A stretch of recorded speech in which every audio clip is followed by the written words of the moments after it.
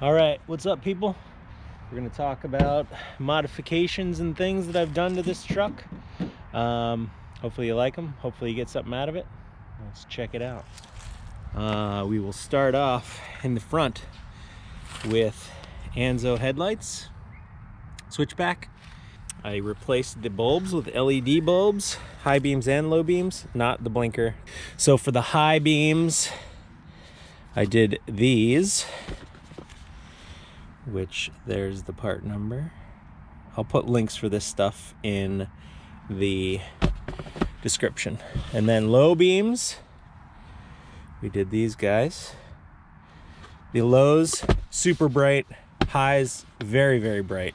And in the Anzo headlight or casing, I don't know if it's a casing or what, or if it's the bulb, but it kind of projects like a circular pattern out, like almost like a tunnel of light. If you're in the trees, you can see it, but if you're on an open road, you can't. So highly recommend both of these, super bright. If you want to be ridiculously bright all the time, you can put these in high and low, but you don't really need it. And then the rear, I replaced the rear reverse bulbs. These are super bright, which is nice. So they just plug right in and work wonderfully. Again, I'll put the link in the description. And then also on the front, I did a yellow film on the fog lights, and then I replaced the fog light bulbs with these LED yellow bulbs, which, there you go. You can see the switchback.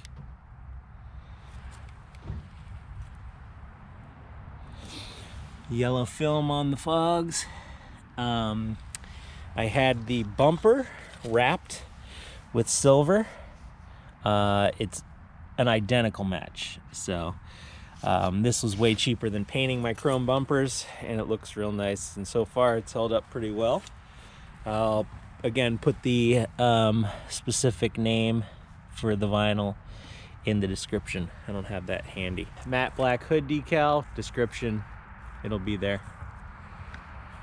So we go on to the wheels and tires. We have Nitto Terra Grappler G2 tires, 35 by 12.5, with some Monster 17-inch wheels. Not a big fan of the Monster logo, so that kind of got painted black just to. They were a good deal, and I think they look cool.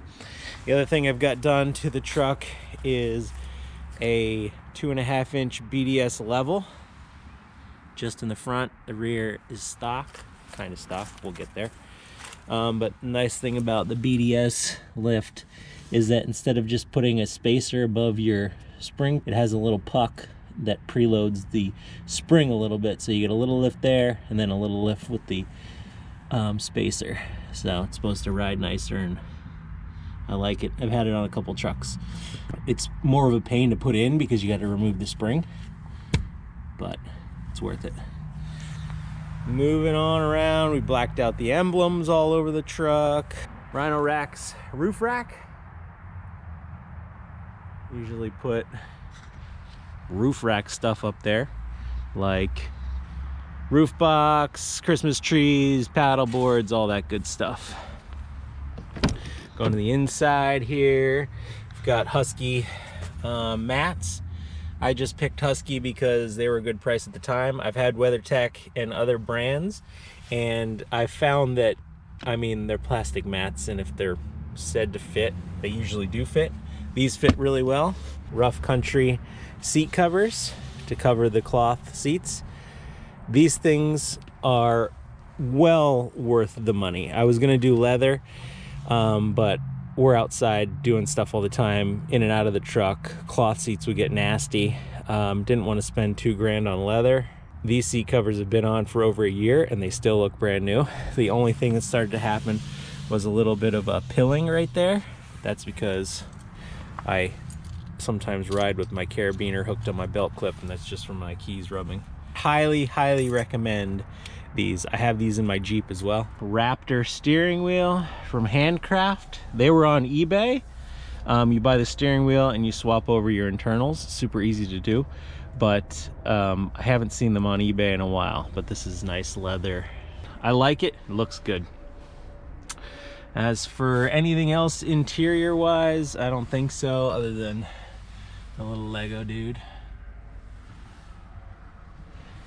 So we got all weathers front and rear, seat covers front and rear. You can see looks good. I've got 2 kids and they're dirty, so these mats come in very handy, as do these seat covers. After a while, if you put a lot of junk in the pockets, as you can see, books and poppets and junk, these pockets will stretch out a little bit. You can kind of see that one. It's all right, it's to be expected. Some things under storage here: bike lock, ratchet straps, BB gun, first aid kit, the essentials. But these seat covers go on pretty easily. Just follow the steps. Moving towards the back, got the Pace Edwards Jackrabbit roll up with the Explorer rails. So these are Rhino Rack landing pads, front and rear. So I also have a rack system for the back here with 4 bike racks on top, because they tow the camper, and so we could tow the camper and bring all the bikes with us. I'll insert photo here, and that's what it looks like, all loaded up with stuff. In the back here, easy tailgate shock DZ. I put that on every truck I own. Sometimes they come with it, sometimes they don't, but this is, again, easy, cheap, nice. My truck had built-in LEDs, which was very nice. But the rollback tonneau, super easy. Spin that and give it a shove. If you see my other video, you'll see some overlap with parts from the 2018 F150. A lot of those parts came onto this one. I had the Ridgelander tonneau cover, which is awesome.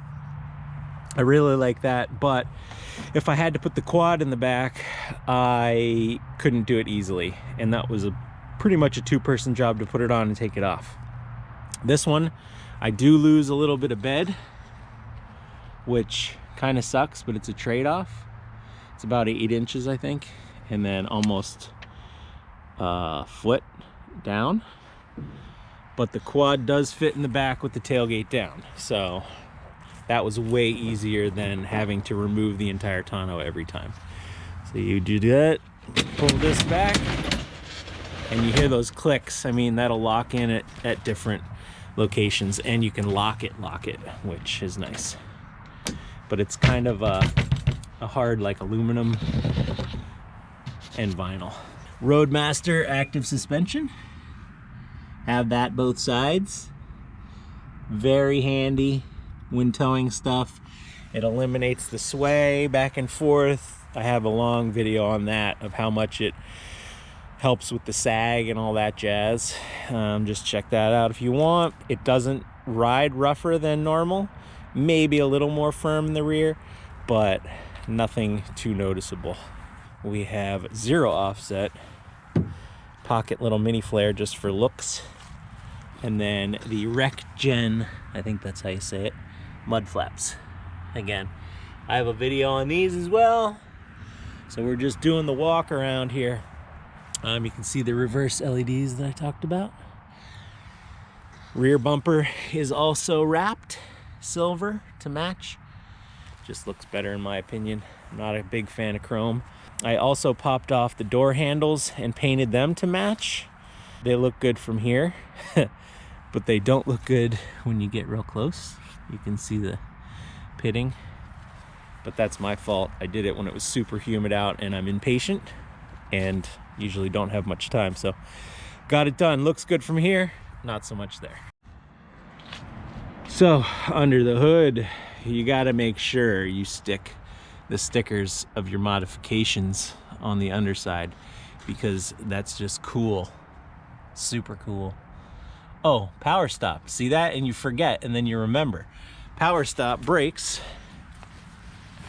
slotted drilled rotors in the front, the Extreme kit. Amazing brakes, I love them. I will put them on every truck from here on out. We have a K&N cold air intake. Cold air, from under the hood.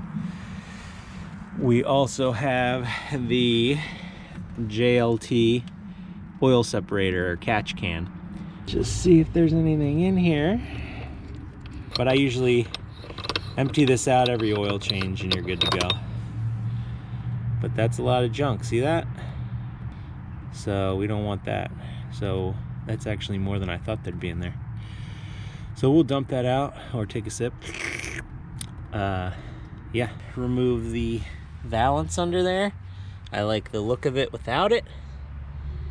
People say it's there for a reason, for gas mileage, stuff like that, but I've had it off for a long time and noticed no difference other than looks. Save the last two modifications for the end, which they're super controversial. You know what I'm saying? Number one, Plasti Dip. It's okay, folks. You can use Plasti Dip and it works awesome and it looks good. No, it does not look as good as a nice paint job, but does it cost as much as a real paint job? No. This was 2 cans of Plasti Dip. So what? 16 bucks maybe? Maybe a little less. Anyway, this has been on for over a year. Looks good. There's a couple little marks right here from wear and tear, but guess what? Peel it off, those wear and tear marks go away, and I paint it again. I think it looks good, and I'm sticking to it. I also Plasti Dipped all the badges too. I didn't say that earlier because I didn't want people to sign off because I said Plasti Dip. And then the most controversial one, all you V8 guys, get ready to turn the channel. Go to another one of my videos and watch that instead. But here you go.